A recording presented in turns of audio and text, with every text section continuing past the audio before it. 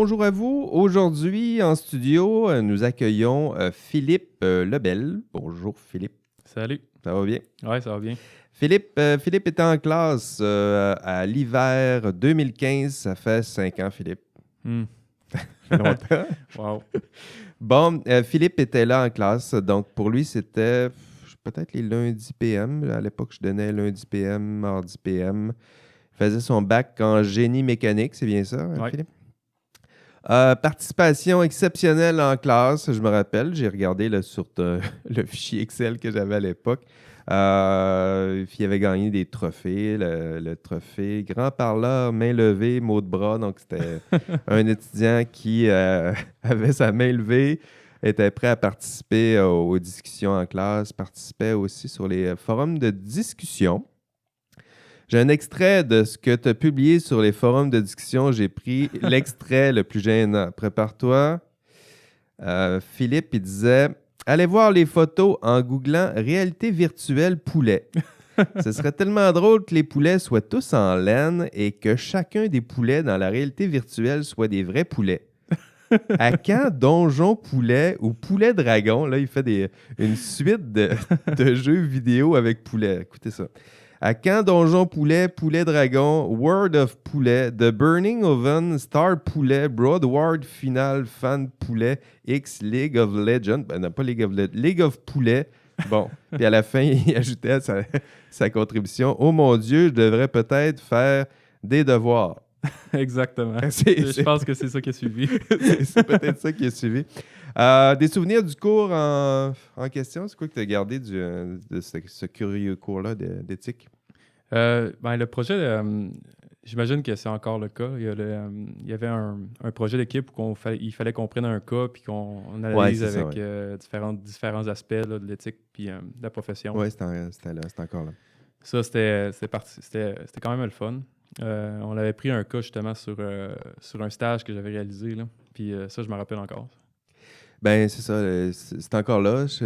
Au début, je cherchais une façon de créer des vrais problèmes éthiques pour mes étudiants. Puis, je connaissais pas les vrais problèmes. Fait que je me suis dit, ben, c'est les étudiants qui vont les trouver, les vrais problèmes. On crowdsourcé. Ouais, c'est ça. Donc, on va aller voir, eux, est-ce qu'ils sont... Moi, je suis pas capable, je travaille pas dans le domaine. Eux vont travailler dans le domaine. Donc, je demande encore à mes étudiants, trouvez-moi des vrais problèmes. Puis après ça, ben, essayez de le résoudre dans un contexte universitaire, protégé, académique. Donc, pratiquez-vous avant que ça soit vrai. Puis, Ouais. donc, Philippe, un parcours universitaire, tu as fait ton bac, des cours que tu te souviens à l'époque Ouais, qui ont meublé ou marqué ton parcours? il y a évidemment éthique et professionnalisme. Ouais, non, t'es pas obligé.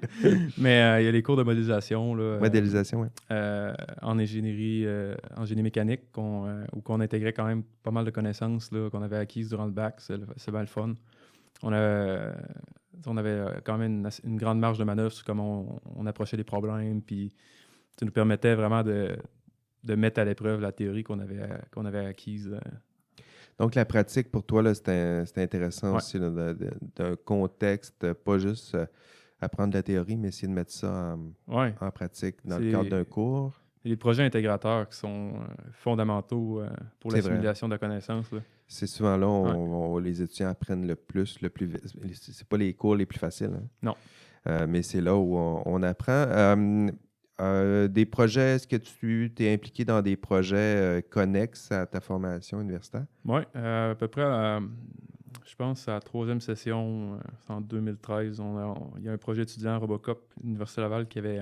Robocop. Oui, c'est un projet de robotique qui était starté. Là, j'ai été dans les premiers à rentrer dans le projet où l'objectif du projet, c'est de faire une équipe de robots autonomes, contrôlée par une intelligence artificielle qui joue au soccer. OK. Fait que, durant mon bac, j'ai principalement participé à design mécanique du robot. Puis quand j'ai commencé et continué et fini ma maîtrise, j'ai fait encore le design mécanique de robots, mais aussi l'intelligence artificielle, motion control. C'est fou, ça. J'ai s'assurer vu qu'ils se déplacent vite. les images de ça, là, concrètement. Là, pour ceux qui n'ont jamais vu ça, vous irez voir les vidéos. J'imagine que ton époque, il y avait des vidéos aussi qui sont disponibles sur... Ouais. Ben, en fait, j'ai continué mon implication un Ah petit oui? peu après mon... Dans la formation, aider... Ben oui, ben, faire du support technique, mais aussi de l'optimisation quand les ressources étaient moins présentes pour développer sur le motion control puis le pathfinding, par exemple. J'ai continué jusqu'en fin 2018, un peu début 2019. Ouais. C'est super intéressant de voir ça, les vidéos. Tu vois des petits... C'est pas compliqué, c'est des petits robots qui Ouais. jouent au soccer, mais il y a personne qui contrôle les robots. C'est les robots qui jouent au soccer, puis qui essayent de marquer des buts. Puis l'équipe qui gagne, j'imagine, c'est l'équipe qui marque le plus de buts, mais il doit y avoir aussi d'autres points là, pour le design, la façon que c'est conçu, tout ça. Là. Ouais. Ouais, c'est moins intégré,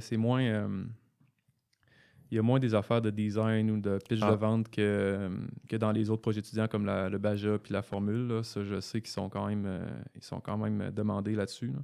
Là. Mais non, c'est strictement un tournoi de soccer. Point barre. mais c'est encore mieux, moi qui est un grand fan de soccer. Puis c'est intéressant aussi tu sais, de montrer aux étudiants, c'est une des premières questions que je t'avais demandé en pré-entrevue, c'est quoi que tu as retenu de ton bac. Puis tout de suite, tu t'es mis à me parler de Robocop. Donc, Ouais, c'est quand même important de rappeler aux étudiants que ces projets-là, ça fait partie de la vie universitaire. Si vous commencez votre vie universitaire, profitez-en aussi. Ces projets-là sont formateurs, marquants. Je pense que dans ton ouais. cas, c'est tout à fait marquant. Ouais, puis en fait, c'est justement. Je pense pas que si je m'étais pas impliqué dans ce projet-là, j'aurais poursuivi à la maîtrise. Ça m'a. Ça m'a comme intéressé beaucoup à la robotique. J'étais quand même déjà intéressé, mais mon intérêt était principalement mécanique. Puis là, tout à coup, tu as Ouais, j'ai ouvert ça. commencé à voir la programmation, les subtilités du contrôle de système. Donc, tu as fait Puis, tout de suite après c'est tout de suite après ton bac que tu as fait ta maîtrise ou ouais, tu es allé sur le marché? Tout de suite après, tu direct. as tourné à la maîtrise, tu es allé dans les laboratoires en mécanique, intelligence artificielle aussi? Ou Non, il y avait pas vraiment de notion d'intelligence artificielle. Ben, le quoique, buzz n'était pas encore commencé, là. ben oui, il était commencé. C'est juste que j'avais un projet intéressant dans le laboratoire de robotique. OK. Ben, ça touchait quand même. En fait, mon projet était principalement software. OK. Puis si on se fie à l'ancienne définition d'intelligence artificielle, où il n'y avait pas nécessairement du deep learning d'impliqué, ben C'est vrai. oui, mon projet était un peu en intelligence artificielle. C'est vrai que ça a changé. Hein. Ouais, En tout cas, dans un autre projet, on parle beaucoup d'intelligence artificielle. Puis non seulement c'est difficile à définir, mais cette définition-là, elle change ouais, au cours des 30, 40 dernières années, même ça a changé. ouais, Donc, maîtrise, puis ben là, tu t'éloignes un peu de la mécanique, tu fais plus d'informatique. ouais, exact. Puis, après ta maîtrise, ça t'a pris quoi, 2 ans, 3 ans, ta maîtrise? Ça m'a pris 3 ans. Une bonne partie de mon temps était dédié à Robocop. Ça a ajouté un an à ma maîtrise, je pense. Ben voilà, ça c'est un autre point à soulever, c'est la maîtrise. Des fois, c'est un peu plus long, puis c'est pas grave. Ouais, On en profite pour faire d'autres choses. C'est un beau contexte pour continuer à apprendre. Acquérir d'autres formes de compétences. Dans ton cas, c'est de continuer de t'impliquer dans Robocop, transmettre tes connaissances à des étudiants ouais, qui étaient impliqués dans les travaux de Robocop. Puis tu te diriges vers le monde du travail, j'imagine, après ouais. ta maîtrise. Les employeurs, est-ce que tu avais déjà fait des stages avant? Oui, j'avais fait un stage en Beauce. En Beauce. Technologie Novaweld, ils font de la soudure, ils faisaient de la soudure laser. Donc mécanique. Là. Ouais, ben, dans ce temps-là, j'avais juste commencé mon application en Robocop. Je faisais strictement du design mécanique. J'avais pas de connaissances à part MATLAB en programmation. Fait que OK. ouais, c'était strictement mécanique. Ouais. Mécanique, mais là, ta maîtrise te permet d'acquérir d'autres formes de compétences. Ouais. Puis après ça, ton premier employeur, ça a été qui? Phantom Intelligence. Phantom Intelligence. Ouais, Ça faisait quoi, ça? ils sont dans la business du LIDAR. Du quoi? Du LIDAR. C'est comme un Ah, radar, LIDAR, oui, OK. mais avec un laser Oui, OK, à travers oui, les ondes j'en ai radio. entendu parler, oui. Ouais. Ils font où leur principal avantage compétitif, c'était la capacité de traitement de signal.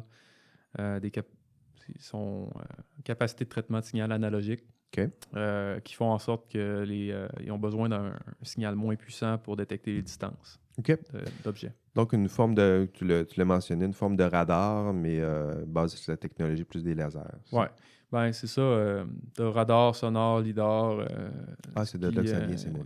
Exactement. La seule chose qui change, c'est la longueur d'onde puis le type d'onde mécanique ou ça me permet de faire des liens entre des mots que je n'avais pas nécessairement fait ces liens-là. Puis Phantom Intelligence, tu décides de quitter pour d'autres défis? Ou? Ouais, la nature des startups étant ce qu'elle est, ben, des fois, il manque de financement. Donc, oui, c'est ça, il faut le rappeler. Là, pour ceux que ça intéresse, les startups, il y en a beaucoup qui startent. Puis il n'y en a pas beaucoup qui restent up. Là. Donc, exactement. il y a un tri qui se fait. C'est intéressant aussi. Puis même le mode de financement est pensé comme ça. C'est un financement assez risqué. Il y a beaucoup d'appelés, peu d'élus. Puis voilà. Il faut trouver une manière de se démarquer. Puis, donc, mais des fois, même si on se démarque, le marché, des fois, fait que les opportunités sont plus présentes. Même... Voilà, ça peut s'essouffler de cette façon-là aussi. Donc, Phantom Intelligence disparaît tranquillement. Puis toi, tu te retrouves un nouvel employeur où? LTI, Génie informatique. LTI pour LTI. Louis Tanguay Informatique. Louis Tanguay Informatique, on le salue. Je pensais que c'était un nom plus technique, mais non, c'est le nom de Louis Tanguay. Donc, tu travailles là. Quelles sont tes fonctions? Louis Tanguay Informatique, LTI, fait principalement fournit des services en développement informatique et génie informatique dans certains cas. OK. Une bonne partie des contrats s'effectue pour la Défense nationale canadienne au Centre de recherche et développement à Valcartier. OK. Donc, toi, tu travailles à Valcartier? Exact, oui. Dans ce genre de contexte-là. Ouais. Donc, des liens avec l'armée et tout ça. Là. Exact, oui. OK, c'est intéressant. Puis est-ce que tu as d'autres projets en parallèle? Est-ce que tu travailles temps plein là-bas? Comment ça fonctionne? Oui, je travaille temps plein là-bas, mais aussi, avec un ami que j'avais rencontré à Robocop, on a décidé de se faire une start-up nous-mêmes, Protolab Québec. Okay. Dans lequel Protolab? Exactement. C'est quoi l'idée qui se cache derrière ça? On fournit des services de consultation en mécatronique pour les entreprises qui n'ont pas nécessairement d'argent pour avoir un département à l'interne, faire du développement de technologie à l'interne. Notre objectif, c'est justement de faire des prototypes, des preuves de concept qui permettent de dérisquer les projets, de faire en sorte que c'est plus facile pour les compagnies d'aller chercher des financements pour réaliser le projet complet, par exemple, le produit fini, qui, lui, va avoir un impact sur le grand public. Et puisqu'on est ingénieur junior et CPI, on peut pas amener le projet à terme pour qu'il puisse être commercialisé au grand public, par exemple. OK, donc Protolab, l'idée d'une start-up, 2 anciens étudiants, 2 qui ont fait Robocop. Le soutien ici à l'université qu'on vous fournit, ça ressemble à quoi là, si jamais je suis étudiant puis je veux me partir ma start-up? Il y a le Centre entrepreneurial Laval. Centre entrepreneurial Laval? Centre entrepreneurial de l'Université Laval. Entrepreneurial de l'Université Laval.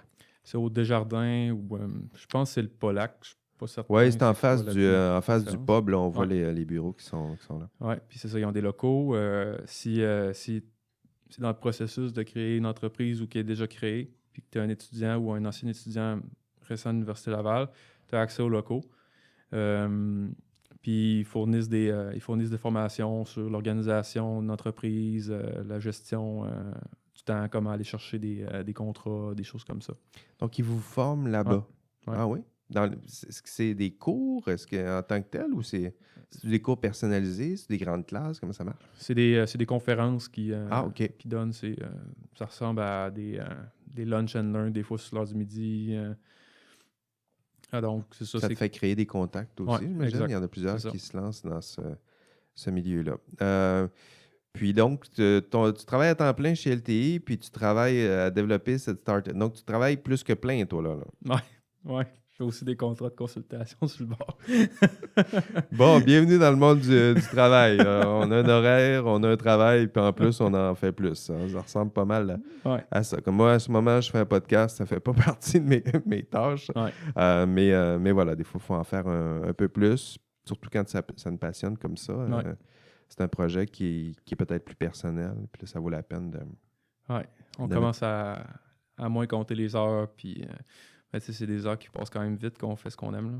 C'est sûr, t'as bien raison de nous le rappeler. OK, je voulais parler d'éthique Ouais. avec toi. Pourquoi pas? Hein? Pourquoi pas parler d'éthique? C'est un podcast, surtout c'est le cours éthique et professionnalisme. La difficulté que j'ai toujours, moi, c'est avec mes étudiants, c'est aborder des vrais problèmes éthiques que mes étudiants pourraient éventuellement rencontrer dans l'exercice de la profession. Donc, toi, tu travailles, tu vois un peu à quoi ça ressemble, l'informatique. À quoi ça peut ressembler un problème informatique?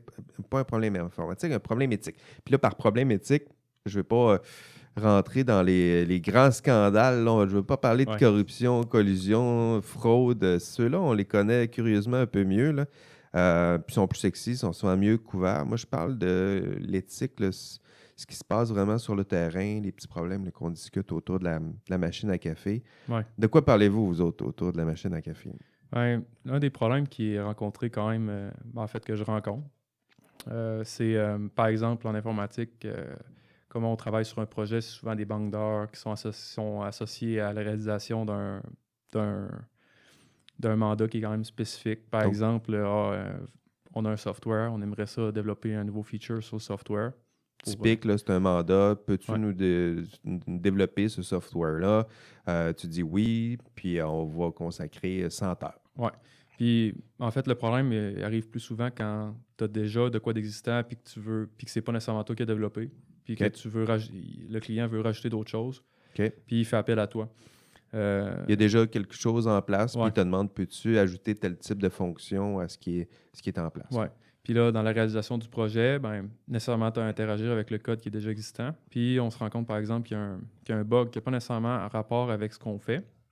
Un bug qui était là dans Exact. l'existant. C'est ça. Qui était dans le code déjà existant, qui n'a pas nécessairement rapport avec ce qu'on fait, qui va pas avoir d'impact.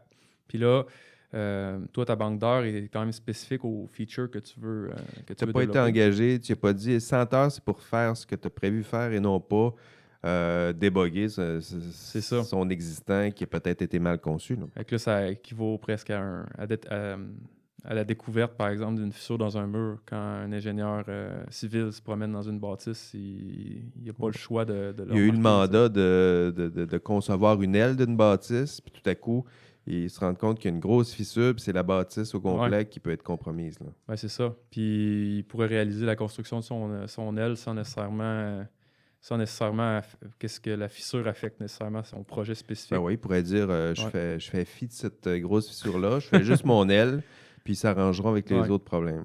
Fait que, tu sais, c'est ça, en informatique, c'est pas autant, c'est pas autant dangereux qu'une fissure. Par exemple, on peut juste penser à un software qui est quand même assez important, par exemple, pour une grande quantité d'utilisateurs, puis qui fait des mauvais calculs. Par exemple, un software d'impôt, par exemple, qui fait un mauvais calcul, mais le software ne va pas crasher. Les utilisateurs ne vont pas nécessairement s'en rendre compte, puis ça peut avoir des conséquences, tu sais, faire une mauvaise déclaration d'impôt, par exemple. Oui. Puis si toi, ton feature, c'était de changer la couleur d'une fenêtre, tu sais, que le calcul se fasse mal, Ça ne te ça dérangera n'a pas pas vraiment impacté la couleur de la fenêtre, mais ça a quand même un bon impact. Puis vu que ton projet est budgété pour la réalisation de cette de ce feature-là, qu'on t'a demandé. ouais. Puis des fois, par exemple, dans le domaine public, les budgets sont quand même assez tight. Fait que des extensions de budget, ben, c'est pas nécessairement possible. Oui, ce qu'on veut, c'est respecter. On a demandé Ouais. 100 heures pour réaliser telle chose, puis on veut que ça soit fait. Ouais. Là. Fait que là, est-ce qu'il faut le dire? Ben oui, il faut le dire au client, mais tu as quand même un Ça, c'est une conflit piste de interne. solution. Là. Donc, vous, quand vous Ouais. voyez ça, là, pour reprendre l'analogie là, de la grande faille, Ouais. vous le dites au client, ben, il y a une faille Ouais. dans ton existant. Donc, d'une part, le dire. Mais tu sais, la solution la plus facile puis la moins éthique, ça serait de juste pas le mentionner puis de continuer ton projet comme si de rien n'était. C'est intéressant. Si c'est C'est un facile, conflit, là. si c'est facile de ne pas le dire, Ouais. ça se peut bien qu'il y en ait quelques-uns qui décident de ne pas le dire parce que ça risque d'être plus compliqué si on le Ouais. dit. Ça va entraîner des coûts, des complications.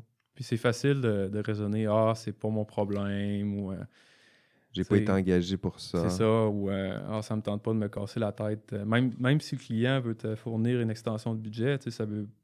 Mettons que ton domaine, c'est faire de l'interface graphique, puis tu vois par hasard une erreur qui peut être quand même fondamentale dans le software. Ça peut pas nécessairement te tenter de dire je vais me casser la tête à régler ce bug-là. Puis... Je le vois, ouais. c'est pas si problématique que ça. Puis ça serait plus simple pour moi de pas en parler. Puis quelques-uns pourraient être tentés de juste pas le dire, passer outre, se contenter de ce qu'on leur demande de faire. Puis d'une certaine manière, ça peut se rapporter à la pratique de la profession d'ingénieur, ou que quand tu vois un défaut ou une faille dans une bâtisse, par exemple, ça c'est quand même un des cas qui est le plus facile à dire. Ben, tu es responsable professionnellement de le dire. Si tu le vois, tu es responsable professionnellement de le dire au client, puis pas nécessairement de fournir la solution puis de la mettre en place, mais au moins d'aviser. Mais minimalement, de lui dire qu'il y a un problème. C'est un beau rappel, c'est-à-dire que si ça ne te tente pas de résoudre le problème, tu n'es pas obligé, mais minimalement, tu as le devoir de le dire au client qu'il y a un problème. Oui, c'est ça. Mais en informatique, c'est facile de ne pas le faire.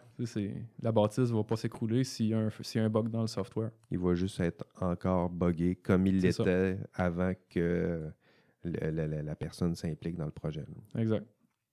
OK, c'est intéressant. Ça montre bien les tentations qui peuvent exister. C'est-à-dire que l'humain étant ce qu'il est, des fois, quand les efforts sont trop importants, on peut se contenter d'un peu moins.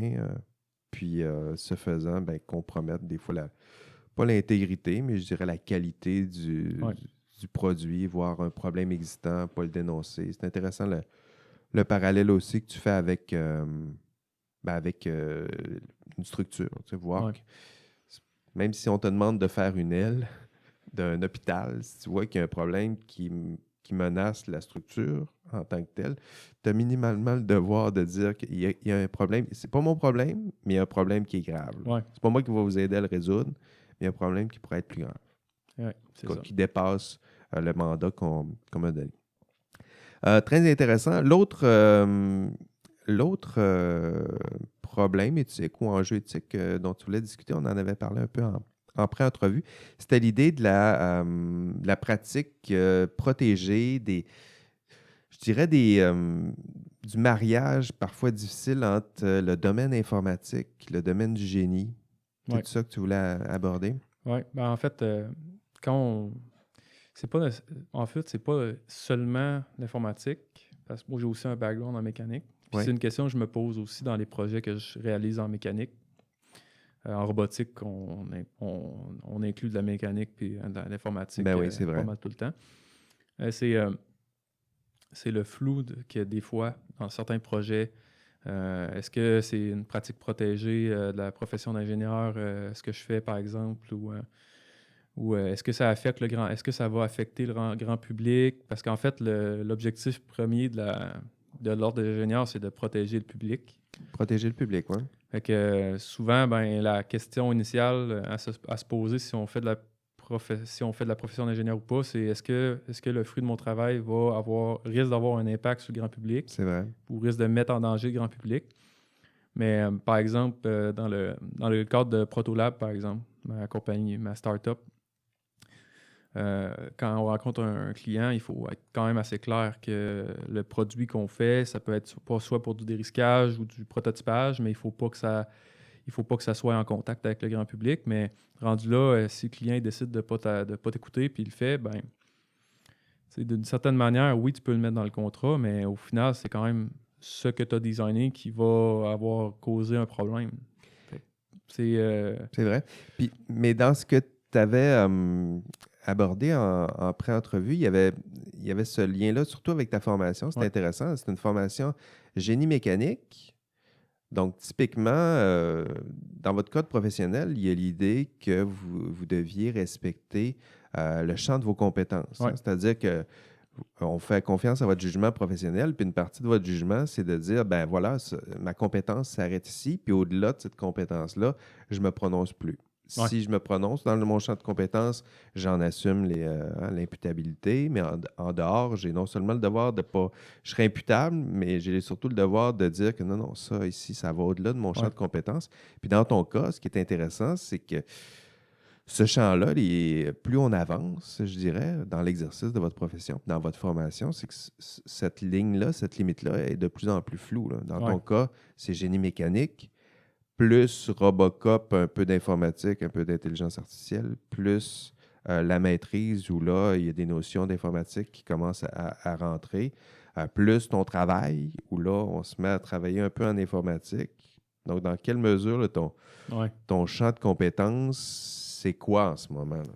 Ouais, ben c'est ça. Puis en plus, l'ordre des ingénieurs, quand tu es membre, il faut que tu réalises des formations.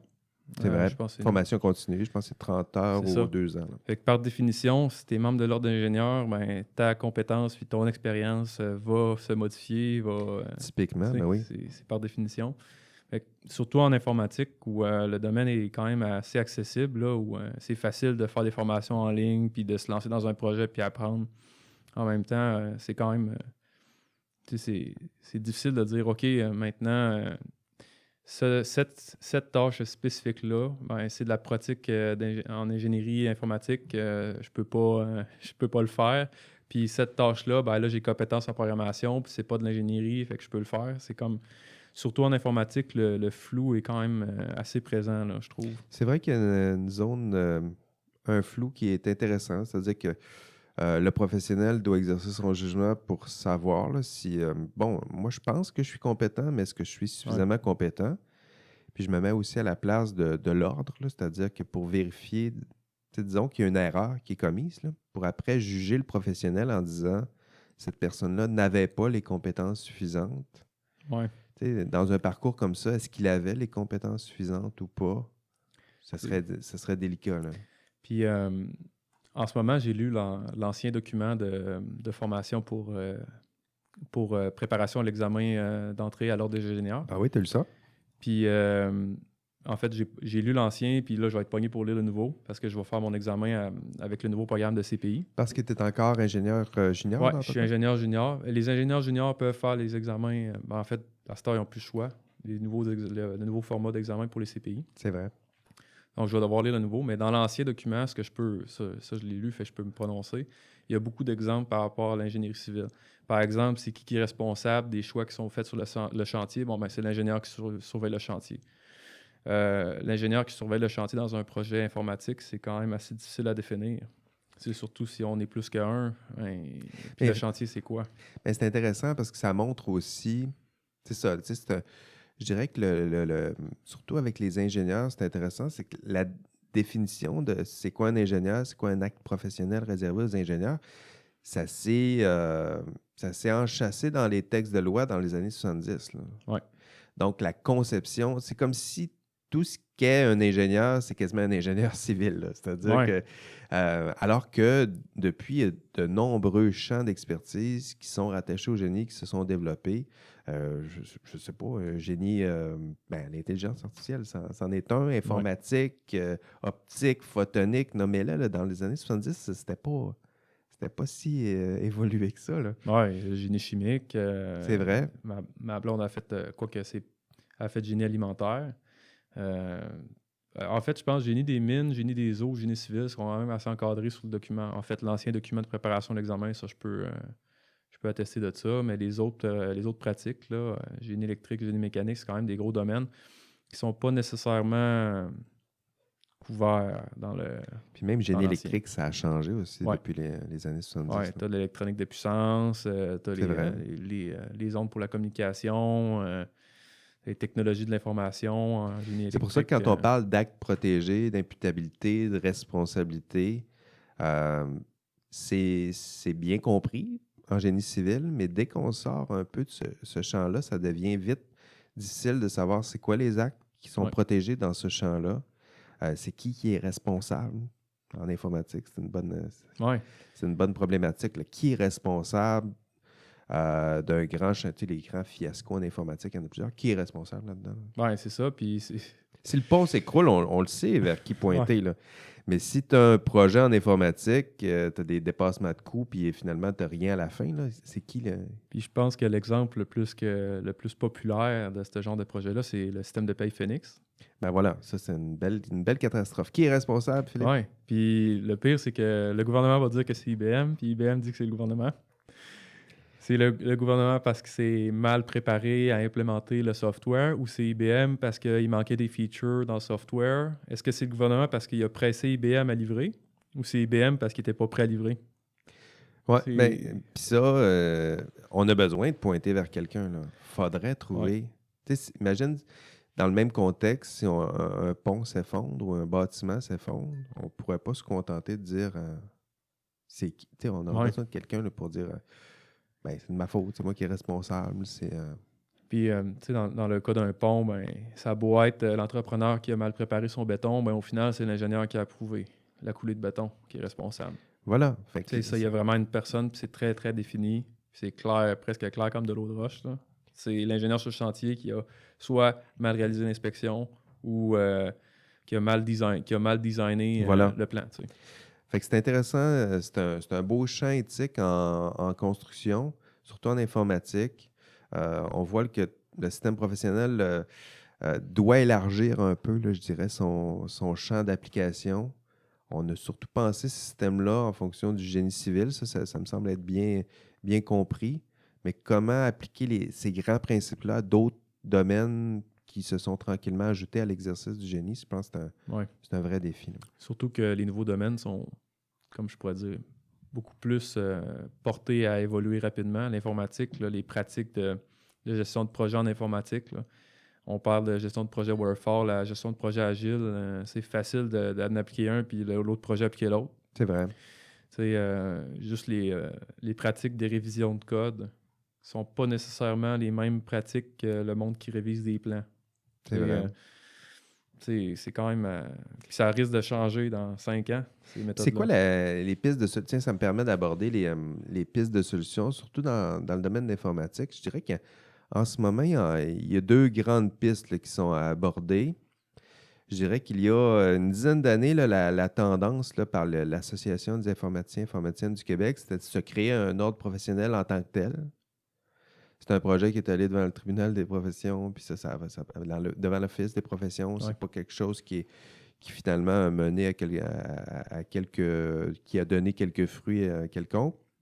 En ce moment, la tendance, c'est plus d'intégrer à l'Ordre des ingénieurs du Québec les informaticiens ou certains actes euh, qui seraient protégés, qui seraient liés à l'informatique. Qu'est-ce que tu penses de tout ça, là, tranquillement intégré? Ouais, moi, La pratique de l'informatique au génie? je pense que c'est pas une solution en soi, c'est une partie d'une solution.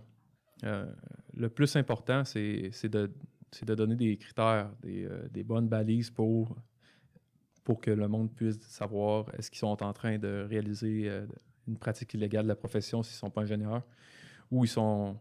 Ben, techniquement, si tu es ingénieur, tu donnes ton avis d'ingénierie, même si c'est pas une pratique réservée, si tu es ingénieur, tu donnes ton avis à la minute que tu te prononces, là. Mais au moins être capable de facilement savoir si la pratique que tu es en train de faire, c'est une pratique illégale de la profession, si tu es juste informaticien, par exemple, juste informaticien. Si tu es informaticien, Oui. euh, c'est ça qui est le plus important. Puis c'est pas strictement pour l'informatique, c'est aussi pour les autres domaines. Par exemple, en mécanique, si tu fais un petit gizmo imprimé 3D, ben, est-ce que c'est une pratique illégale de la profession si tu le vends? Techniquement, si tu es ingénieur junior, tu l'as designé, tu l'as imprimé, tu le vends, si tu es responsable du Ouais. produit, où est-ce qu'elle arrive, ta responsabilité? C'est intéressant. Donc, de mieux définir, surtout si on tente d'élargir les actes protégés à des actes qui seraient liés à l'informatique, de bien les définir, bien les comprendre, bien les circonscrire, pour que quelqu'un qui est en dehors même de l'exercice de la profession puisse savoir qu'il est en train de poser peut-être un geste qui est illégal, là. Oui, puis c'est ça. C'est d'autant plus important qu'il soit facile à comprendre pour du monde qui ne sont pas nécessairement dans la profession. Ouais. C'est, puis on peut penser à des cas qui sont quand même presque absurdes, là, mais ça peut quand même bien identifier les problèmes potentiels, là. Par exemple, tu sais, si ça peut être un système, par exemple, si tu designes une planche à roulettes, ça peut être un système qui, a priori, est inoffensif, mais si le monde l'utilise puis se blesse, est-ce que tu es responsable parce que c'est du mauvais design ou Ouais. tu sais, ça a un impact sur un impact sur le public, tu sais, mais c'est pas un projet d'ingénierie nécessairement pour un Mais de planche à toute façon, roulettes, là. les actes protégés ou tout ça, je pense que ça mériterait des ordres professionnels de mieux les Ouais, définir aux membres, là. Qu'est-ce qui est un acte protégé? Qu'est-ce qui en est pas? Moi, dans mon domaine plus familial, j'ai ma femme qui travaille au MAPAC avec les agronomes. Qu'est-ce qui est un acte protégé pour un agronome? Ça semble pas clair aussi. Donc, ouais, je pense, en matière d'outils, là, mieux former les professionnels à c'est quoi la nature des actes qui sont protégés, pourquoi, pour quelles raisons, des balises peut-être plus claires pour aider non seulement les professionnels, mais ceux qui sont à l'extérieur, là. ouais, Surtout en informatique, étant donné que la formation est assez diversifiée, il y en a qui ont des formations, ne sont pas nécessairement en génie, ouais. c'est juste informatique. Il y a beaucoup, la formation est assez autonome aussi en informatique. Il y en a plusieurs qui se forment par eux-mêmes. Donc, ce serait important de bien baliser là, ces actes-là là, qui seront réservés pour éviter qu'un informaticien qui s'est formé par lui-même se retrouve dans l'embarras, là. Ouais. Puis le plus gros défi, c'est que l'informatique évolue tellement vite. Si on monte à v'là 15 ans, on ne parlait pas d'algorithmes génétiques Ah oui, puis de machine learning, tu sais. Puis qu'est-ce que dans 10 ans, on va avoir comme domaine puis pratique en informatique, puis c'est quoi qui va être le nouveau buzzword en informatique, c'est difficile à prédire. Fait que mettre des guidelines, je pense que c'est quand même ça va être quand même un très gros défi, là. ouais, de donner des vrais principes directeurs sans nécessairement être trop précis non plus Ouais. pour ne pas être dépassé dans 15 ans, là. C'est bien de le mentionner. Ben merci, on a fait le tour de deux beaux. Donc, on le voit, là, c'est des problèmes éthiques qui sont des enjeux éthiques qui sont délicats. Ce que je voulais aborder avec toi aussi, c'est qu'est-ce qui t'attend? On a parlé de ton parcours dans les 10 prochaines années. Philippe, là, qu'est-ce qui t'attend? Ben, la start-up, en fait, hein. J'espère que dans 10 ans, elle va être encore là. J'ai pas été très encourageant au début, hein. Mais, Mais sinon, ça sera une autre. ouais, c'est ça. Je pense que pour ceux qui font de l'entrepreneuriat comme ça, il faut accepter le fait de peut-être que ça fait partie de la possibilité. Ouais, au final, il faut faire les choses, hein. On Oui, peut pas tout le temps rester dans l'inaction parce qu'on a peur que ça aboutisse mal. c'est vrai. Tu sais, Robocop, j'aurais pu juste me restreindre à ce que je sais faire mécanique, puis pas nécessairement apprendre à faire de la programmation, mais en ce moment, je serais pas au niveau que je suis Oui, en informatique, c'est j'aurais pas vrai. le travail que j'ai en ce moment, puis j'aurais pas nécessairement les connaissances requises pour faire le service, les services que je veux faire à Protolab Québec. C'est vrai. Fait que des fois, il faut se lancer, puis c'est souvent en faisant ça qu'on apprend le plus, là. Oui, prendre certains risques. Puis Ouais. dans ton cas, ça va partir. Ça serait via cette start-up-là. Donc, ça, je dirais que c'est un projet. C'est ça. C'est à court terme, à moyen terme maintenant. Hmm. As-tu Ben, des objectifs? T'es-tu genre à avoir des objectifs de carrière, tout ça? Tu te non. laisses-tu aller comme ça au gré du vent ou Ouais, en fait, souvent quand le monde me dit «Ah, c'est quoi ton rêve?» Ben, j'ai pas. Je suis plus au short term, en fait. c'est vrai? J'aime ça faire des projets. Tu sais, moi, tant que les projets m'ennuient pas, puis que je suis capable de bien vivre de ces projets-là, ben, j'aime ce que je fais en ce moment, puis j'ai pas d'objectif à long terme à part être confortable, puis pouvoir continuer à faire des projets. Ben, c'en est un. Ouais, ben, c'est ça. Je dirais une Long-term certaine goal. forme à long terme, continuer d'être libre, autonome Ouais. dans tes projets, dans tes choix. Ouais, puis pas avoir des projets monotones. Ça, c'est le plus important. Ah oui, c'est vrai, pourquoi? En fait, c'est ce qui est le fun. Moi, ce que je trouve le fun dans les projets, c'est le challenge. Puis si on est tout le temps dans le même domaine, ben, c'est pas qu'il n'y aura pas de challenge, mais en fait, t'as pas. Mon incentive dans ces projets-là, c'est d'apprendre.